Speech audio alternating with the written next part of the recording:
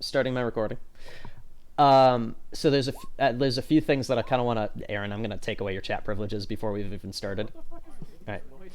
So few things I want to talk about with us all together that I want to kind of keep kind of short.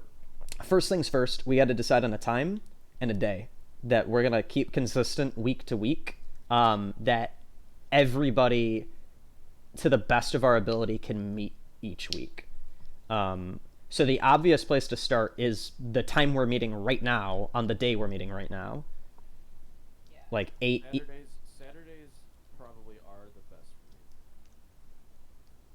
me. Does anyone ever have any complications on Saturdays other than white?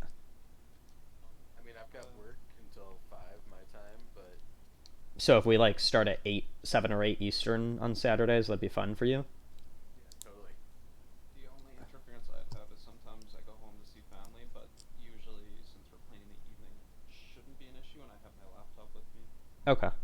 Well, obviously we're not gonna be able to do every single week consistently. Like that's gonna be impossible.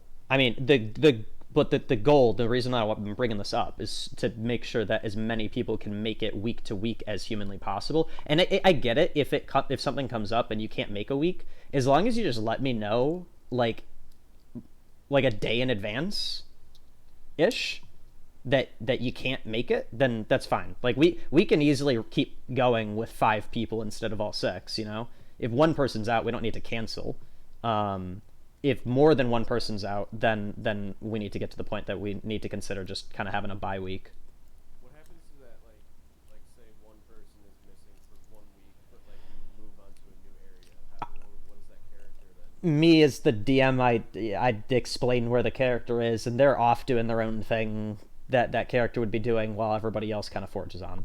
It's just like I hand wave away. Somehow the character gets brought back in to make your Yeah, yeah. Okay. Just fold them back in when they come back, right? Okay. So I'll just have to talk to White and see if, because like he's obviously not here right now, so that's why I'm wondering about Saturdays and whether that would work well. But I'll talk to him and make sure that Saturday's at 8. Do we want to do 7 or 8 Eastern? What is it? Right? This is 8 Eastern. This is 8 Eastern right now. It'll have to be 8 then, because like, I like granted, it. I get home pretty fast from work, but I don't get off till 5, so 7 your time. I gotcha. Okay. Um, okay. So lean towards 8. That work for everybody? Any naysayers? Yeah. I mean, if that works for White, then yeah, I'm good. Sundays Cool. I could also maybe do, but like Sunday's also football, so but Ye- football season's over. Yeah, yeah. Well, almost over.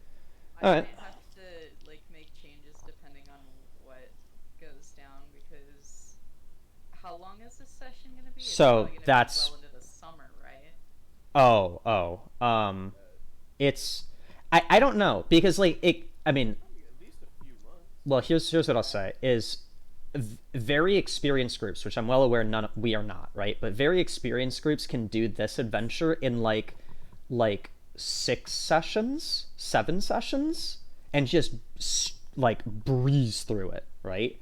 For us, I'm anticipating this taking us a number of months. So yeah, maybe into the summer, but if it's going that long, then if complications start to come up because it's summer and people are traveling or out of away from home, then we can deal with that when we get there.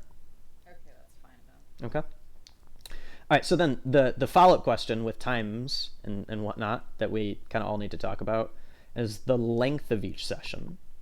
So here's what I'm gonna do. Whatever we decide on for the length of the session, it's gonna be a hard cutoff. We're not gonna go over that time, right? So there's not gonna be anything like with the one shot where we're like, do we want to keep going? Like and we ended up playing for like 5.5 hours that first day, I think. That's not gonna happen. Yeah, I'm gonna hard cut us off at our time. Like 2 or 2.5 hours. Yeah, so that's what I'm asking is, do we want to do 2 hours, 3 hours? Those are the most common session lengths. Hours at most. Yeah, I'm good with whatever. Why don't If I it's just longer though, I wouldn't mind taking breaks for like standing up and stretching or drinking water. Without a doubt. If we do a 3 hour session, then I'd do a little break at the halfway point. We could just have a 3-hour max and then just kind of feel it out based off of what we're Okay. doing. No, I got it. I have a quarter. Since it's very indecisive, I got a quarter. Tails, 3 hours. Heads. Tails, 3 hours. Heads, 2 hours. How about that? Yeah, sure, whatever. Yeah? Okay. We're doing 2 hours. Well, there you go. All right. All right. So those were the like. That can be amended at any point, but that. Yeah. I just wanted to get that part over. What I'm thinking is in our first session or two, we'll play it out and we'll have in mind between like a 3 hour hard cutoff, right? It'll never go longer than that. And if there's a natural, like if we're in like the two and a half hour, Never go more than 3. if we're at the 2.5 hour mark and we're at a natural point where like we just finished something or like we're heading to a new place, then I'll just kind of end it there and we can kind of gauge ourselves and see if we wanted to go longer or we want to cut it off at 2 and whatever, right? I like that. Cool. That work? All right. I'm fine with any sort of flexibility with it. Cool. All right. So I guess we'll get a taste for it next weekend.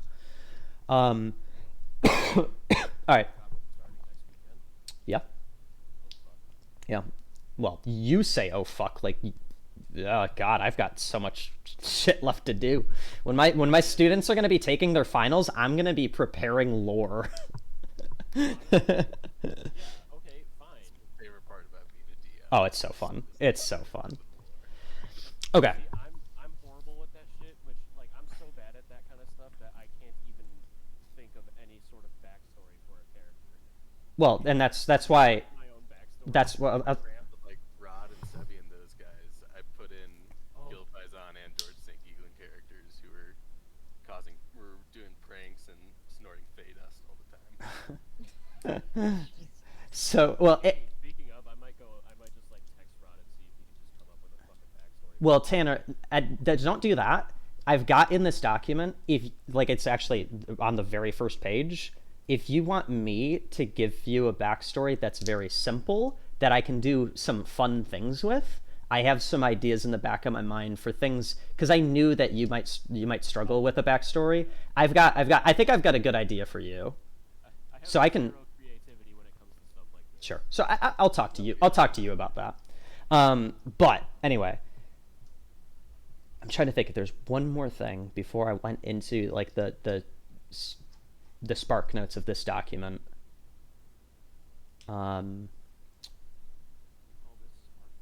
Before I go over the spark notes of this document. Yeah, because I had to read a 300-page book for this adventure. This is the spark notes, Tanner.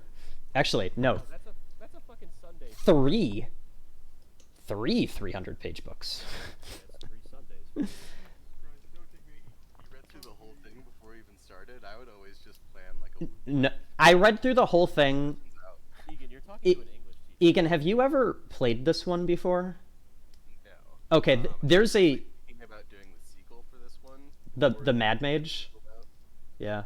Well, I mean, so there's the other thing, and this is now I'm getting way ahead of myself. But when we get to the end of this thing, if we want to, Buddy. if we want to continue with our characters in the setting, there are very easy ways to continue from here. So that's an option for us. But anyway, I might have to get some water in a second. My COVID throat's killing me. Hang on one sec. Sick boy. Do a thing too. That's like it's like a database of both free and paid for adventures. I've got Plug into stuff I've got some resources. down the road. Oh, for sure. Yeah, if you want to send that, that'd be great. Okay, well, let me go into the specific adventure module that we're playing here. For those of us who haven't read through this super carefully. So, as I kind of mentioned before, this entire adventure is going to be in a city. right? This is a city-based adventure, so there's not going to be a lot of traveling around, like going from city to city, or like far out locale to far out locale. It's very contained to the city. And the reason why that's important to understand for the people who are newer to D&D is you don't want to make a character that relies on the forest or like a mountainous region to be any good. If you make a character like that, I would just very much caution you against doing that, because your character might be weak and it wouldn't feel good, right? So along that note, the other very important thing that's in these like important bullets at the top here, that I need everybody to consider when you're making your character, is you should have some roots in Waterdeep, right? So whether you've your character's done business there in the past, or you've lived there as a kid, or you work there, or you live there now, or you're in a guild, or you're whatever it is, right? Having some roots in Waterdeep will just make your character make more sense, because we're going to be spending all of our time there, right? And so that's what these bullets are going over. This last one is just like ideas and stuff for backstory, and like how you can tie in that that like connection to Waterdeep. Oh, you know what? Sorry, I meant to actually see that you can see, because I'm like mousing over things here. I'll stream my screen so you can see exactly what I'm looking at. But the other thing is, like, if you want to make a character that has never been to Waterdeep before, and you just like kind of want that vibe about your character, the second bullet, I've got just a link to the wiki of the region that we're playing in, right? Called the Sword Coast, which is a pretty common region to play D&D in. And this wiki has like 1,000 locations and just places that make sense for different races, and like smaller settlements, and just little ideas if you don't want to make something up off the top of your head, right? That makes sense so far? Yeah. Cool. Okay. The other thing that I'm planning on doing with this adventure that I didn't do at all, because we just didn't have the time, with our one shot, the other big thing I'm planning on doing is I'm going to try to bring your characters into the fold as much as possible. So the more time that you spend fleshing out your character and your character's backstory, the more engaging it will be for you when I throw you a bone in the game, right? And I can't like be more specific than that, but I'm planning on having side things come up that your character will know is important and that you should check out, and none of the other characters do, because only you know your backstory and nobody else does, right? Your backstory is something that's private to just you, me, and the character that you're playing. And the other people at the table, like the other people in this call, will only know what you tell them and what you choose to tell them, right? So spend some time with like building out your character and thinking about like their personality, and obviously like how they, their personality and how they act, and like how they act in situations, and where they've been and what their experience level is. But the backstory is something that I really want everybody to have if not a, you don't have to write a whole fucking essay on your character. It could be as simple as like a few sentences of like, here's where I was, my family died in a bowling accident, and now I seek revenge against bowling alleys. Like I mean, all I'm saying is it can be a couple sentences, right? As long as it's something that you know and it's something that you would have fun playing, then that's what matters. And if you want help building that, then we can do that today when I'm done with my fucking lecture here. All right? Question: Is anybody Yeah. doing Paladin? Nope. That was one of my backups, though. I'm going to design a complete himbo. Yeah. So that's next up. I'm gonna stop talking for a bit, so that you guys can talk about party comp. Now, unfortunately, White's not here, and I don't know what White is interested in playing. I forgot to ask him before. Is he gonna be like a halfling archer again? That was Tanner. Tanner was the dwarf. Oh, he was a halfling archer in the one shot. You're right. Yeah, Tanner was the dwarf I was the dwarf with the archer. bow. Yeah. So if you guys want to talk about for a couple minutes what you like, what kind of role you want to fulfill, um, for the newer players, I mean, obviously healer is a very important thing, and every party kind of needs a healer, which Savannah seems open to doing. In terms of other roles, um, like front lines combat is kind of important to hold back enemies. There isn't necessarily a way to play a tank in D&D. Like that doesn't really exist outside of maybe Paladin. Um, but Not for me. but there's definitely like I'm a front lines combat guy. I'm a back lines combat guy. I'm a heavy magic user. Roles like that, and it can get more specific. It doesn't need to be that crazy, no. What I wanted, I want you guys to just kind of talk about what you want to play, and be open about what you want to play, so that so no one gets shoehorned into playing something that they don't want to play, because then that's just lame and it sucks.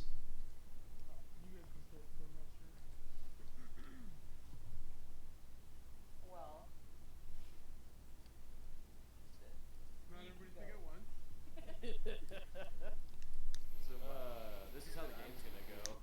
are an artificer that's gonna be like eventually you'll be an armorer and like he'll be able to be on the front lines, but like first two levels you won't be able to do that.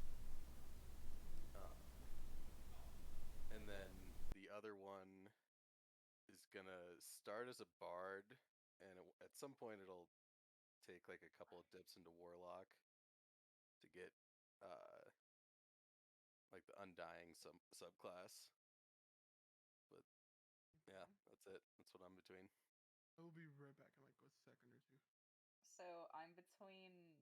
I'm leaning. I'd much rather play the Circle of the Stars druid, but if for some reason somebody doesn't want that, or if it doesn't work well with the party, uh, my backup is a artificer that leans into alchemist.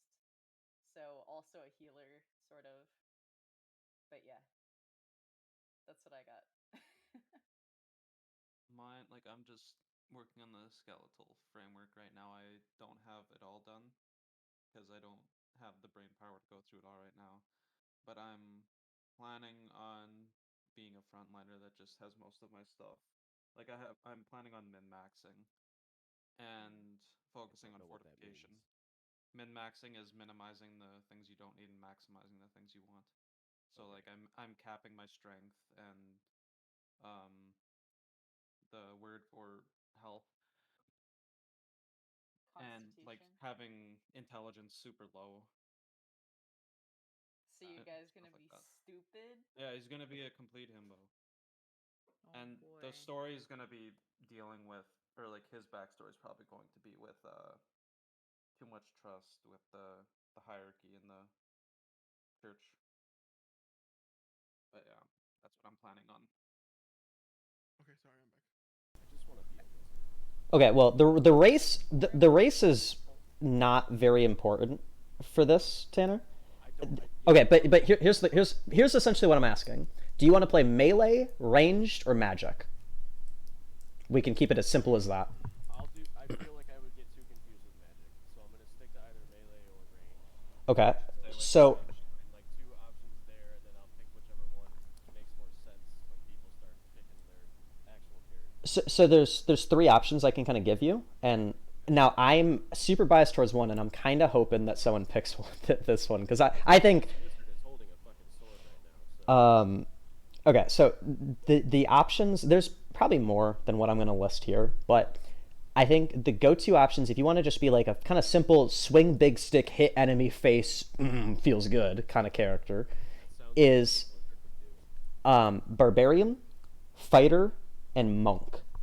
Now, Monk? monk, yeah. So monk is a little more complex than fighter or barbarian, a little bit, because Monk has a little bit of magic, but Monk is like a hand-to-hand combat specialist, right? And the Jackie Chan. Yeah, the shtick behind Monk is that you have key points, that you can use to do some crazy shit, like catch arrows out of the air, that are flying at your face. Yeah, you can do some wild shit as Monk. I think, Would yeah. you say would you say that's more useful overall to everybody than just one of the other two? I think. Well, I don't think it's possible to. Yeah, it's not really possible to play a character unless you are purposely playing a character in a sabotagey way, which would go against one of the rules that I'm about to talk about. Like, unless you're actively trying to fuck your team, it's very difficult to build a character that's useless. Can I say something here? Hmm. Actually, no, I'll wait till the rules. No, you're good. I'm gonna go into the rules once everybody kind of talks about what they want to play, and I don't.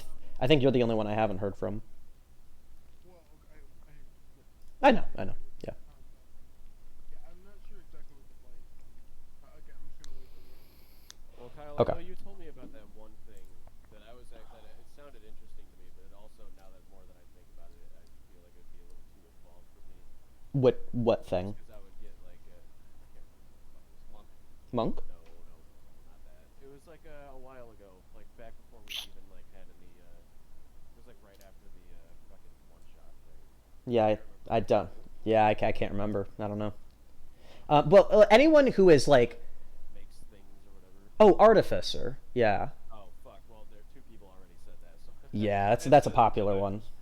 Mm-hmm. There's a lot of range in the subclasses for that. Yeah, Everybody for is sure. just fucking cool. Mm-hmm. So here's what I'll say.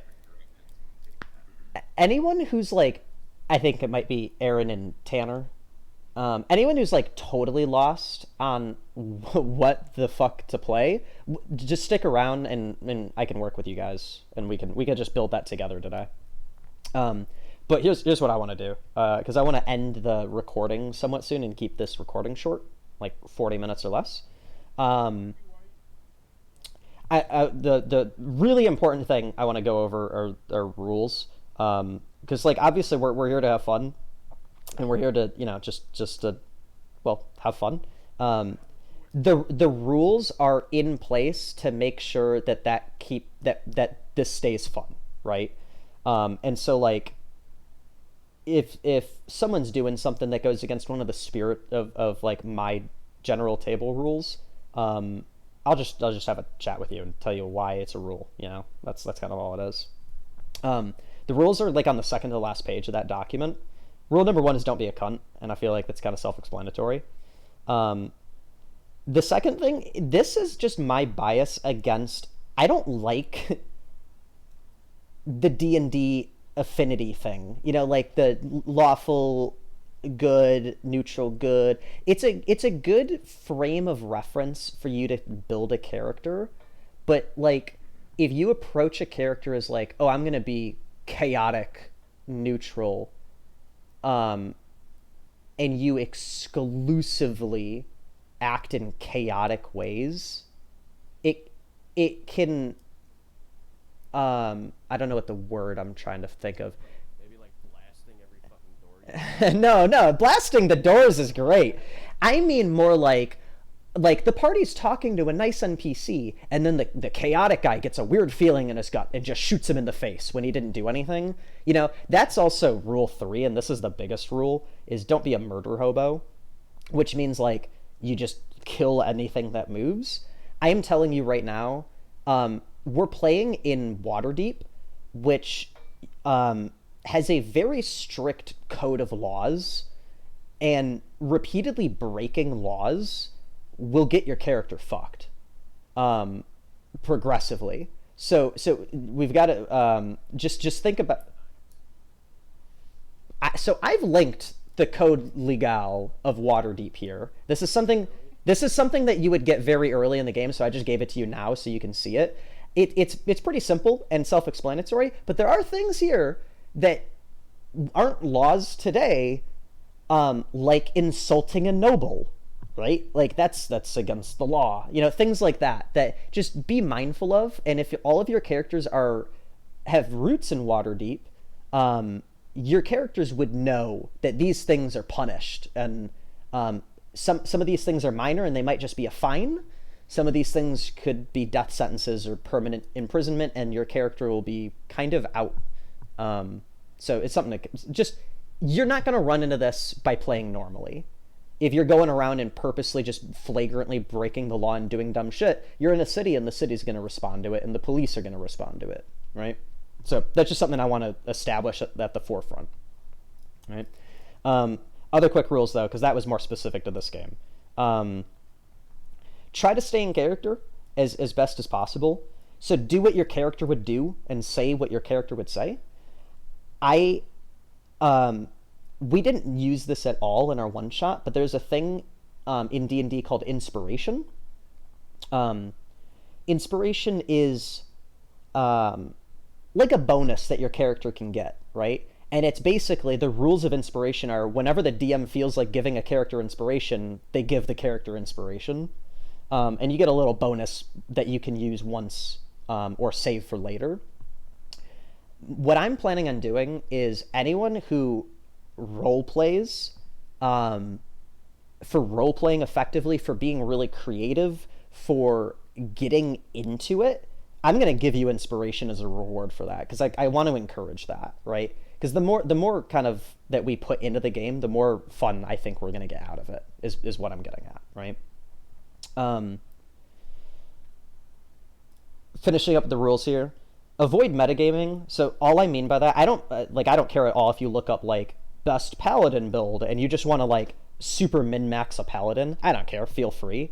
What I mean by metagaming is like, if I say that you encounter monster X and you go Google the stat block for monster X to find that it's vulnerable to fire, or it has resistance to XYZ, or it can do this or that, or if you're like Googling shit for like what to do in the adventure, that's lame and dumb and cheating, so don't do that. Does that make sense? Yeah. Cool. And then that is one thing I wanted to mention, Kyle. Like, obviously we're going to run into monsters that like I might have DM'd before. Oh, I'm just sure. gonna pretend I don't know anything. Yeah. I just wanted to reassure you. Yeah. No doubt. And I know how that goes too. Yeah. Real quick, when you were doing the stay in character. Mm-hmm. So when we're doing this, mind you, I'm brand new. Yeah. We are playing the person that we are, right? Yeah. Yeah. You're embodying that character. The character is just You're role playing. RP it out. Right. Look, I'm not gonna lie, you're probably not gonna get any voices out of me. And I'm being very honest right now. You're probably not gonna get. so Voices are not. You just have your character have your voice as their voice. well, and here's what I'll say. Angry-looking lizard with a mohawk who talks like this. Here's what I'll say is doing a voice doesn't have to mean doing an accent, and I'm not going to force anyone to do a voice because obviously not everyone's comfortable with that. I'm going to be doing as many voices as I can, and I am not a fucking voice actor, so you're going to get some weird sounding shit out of my mouth. But doing a voice can be as simple as like talking a little faster than you normally would, or talking a little slower than you normally would, right? Sure. And I think the only thing, there's like one bullet here, the first one. The one thing that I just want to clarify is try to make it obvious whether it's you talking or your character talking, right? And mistakes will happen where I'll think like you said something as a character, but you were actually like asking me a question. That'll come up and it's fine, whatever. But just kind of like be conscious of that, because it can get confusing if you've got a couple people who, if like the majority of people, let's say, aren't doing a voice and they're just kind of talking in the normal voice, perfectly fine. But if you like have a question, just be like, Kyle, this is to you, you know? I was just about to say, I feel like every time if I have a question, I'm going to address you before I ask the question. And that's the kind of go-to way to do it. Yeah, exactly. Because if I just start talking, then yeah, it's probably just the character talking. Sure. Right. If I tried an accent, it'd be different every time. Well, look, let me be honest with you. You're going to run into the same NPC. Spanish just for this. You're going to run into the same NPC multiple times that started with an Irish accent, and it'll end up Jamaican because I'll forget which accent I gave it 3 months ago when you first met that character. It's going to happen. Just. Come on, pass the potato. All right, the second to last rule, and this is a bigger one. I'm gonna make mistakes, and you're gonna make mistakes. If you catch me making a mistake, just let me know, because it's gonna happen, especially for the people who've played more. Because I think I don't know what's gonna be a mistake. yeah, totally. Now, if I catch, here's the thing with this. Let's say that neither me nor you catch that we're making a mistake with, like, let's say one of your abilities, right? And you're actually using one of your abilities slightly incorrectly for a while. If you notice that, just say something and we'll fix it for the future. And we don't have to, like, go back and be like, well, you wouldn't have killed that enemy a week ago. Like, fuck that, right? We'll just move forward using it correctly. So just be honest if you notice that a mistake was made, and we'll play it from here, right? The last thing, and this is the most important, without a doubt. Well, yeah, that's pretty important. But this is the most important to save my fucking sanity. Please know what your character can do and how they can do it, right? So Yeah, I'm out. what that means is So many things. when you make your character, read your abilities. If you don't read your abilities, and just, like, if you have to, on a fucking little piece of paper, just be like, I'm a wisdom caster, because that's important a lot. Or this spell is on hit and this spell requires a dex save, right? If you forget those things a lot, write it down a little bit, or write it down so that we don't have to keep going back and rereading. And the reason that had to happen a lot in the one shot was because so many of us were so new and we'd never used these spells before. As we play, you'll get better and you'll just learn these things naturally as it happens.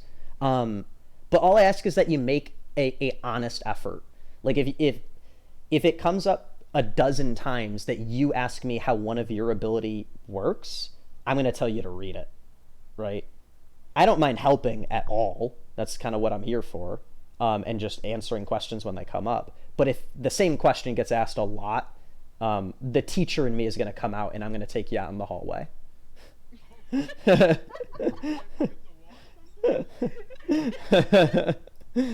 right. Kyle, you want to know something that's wild? I saw that happen in a college lecture room. That's wild. The professor, like, this student was being such a shithead. The professor was just like, Well, can you come meet me in the hallway? good on that fucking professor, because fuck that student. Anyway, I'm almost done. I can end the recording really soon. So I just want to go over two more things. On the very last page of the document, there are some gameplay house rules. I'm basically taking some of the things that I don't personally find very fun. I don't think it's very fun to have to track every arrow in your quiver or every pinch of salt in a vial. Like, I don't think that's a fun gameplay thing. So we're treating ammunition loosely as we play. That doesn't apply to, like, special ammo. Like, if you go out and you buy, like, super fancy exploding arrows or, like, poisons to coat a blade in, we're going to track that because it has a gold cost, right? All I ask is that after a battle, like, role play walking around for like a couple minutes to pick up ammo, right? Like, we don't actually need to track it, but just, like, kind of keep that in the back of your mind that, like, your character would be doing that. Does that make sense? Yeah. Cool. So you can read through these little gameplay house rules on the bottom. I don't think it's going to come up for most of us. We're going to kind of ignore encumbrance for the most part. All I ask is that you don't carry around 100 greatswords at once. Just kind of keep it in check. Last thing before I end the recording. When you make your character, you don't have to do this, but if you've lived in Waterdeep, or you've been to Waterdeep, or you've done business in Waterdeep before, I have 7 characters here on this document, and very short descriptions of them, these are characters that you can just know, right? So if you want, pick one of these characters that you feel like your character would have like come across or been friends with or done dealings with or attended their establishment or something in the past, because you can go seek these characters out if your party gets stuck, or you might need help, or you might need their advice on something, or you might to see if they've heard anything happening around the city. So again, this isn't required, but it would be helpful if you knew one of these characters. There's little descriptions of them. All 7 have very different things to offer and very different opportunities available. And no, I won't go into that. All right. Does that make sense? Durnan is going to give me a flagon of ale. Yeah, Durnan's the owner of the Yawning Portal, which is the most famous tavern pretty much in the world. For sure good friends with this guy. And it is where we are starting our adventure at the Yawning Portal. I know it's not creative, but we are starting in a tavern. That didn't happen in the one shot. Rules because of Egan blasting doors, but now that you've already kind of said it, no, we can still blast doors. No, what the fuck? I have zero problem with blasting. Part of the game is blasting doors. There's a whole strength system for blasting doors. That reminds me, Egan, if you don't have that blast again, I'm going to be very upset with you. Eldritch Blast is a great spell. Maybe if I take my second pick. Yeah. Yeah. I don't remember what your second pick was, but if it's got the blast, then All right, wait, hang on. Before this goes off rails, because I want to end this recording, keep it short. Anybody have any questions for the good of the group about anything that we talked about here? All right, so I'll talk to White, obviously, about the time and the place, or the time and the day, and make sure that that's good. But I guess then we're good for next Saturday at 8, was it? Or 7? No, I can't remember. 8. It was 8. 8 Yeah. for you, 7 for Yeah. me, 6 for you. Yes. All right. Those are the time zones that I believe. Where the fuck is And Egan? then He's here. he's in Colorado. Oh. I thought you meant where was he right now? And then it's yeah. All right. Well, I'm gonna end the recording then, because I think that's everything that the whole group needs. So.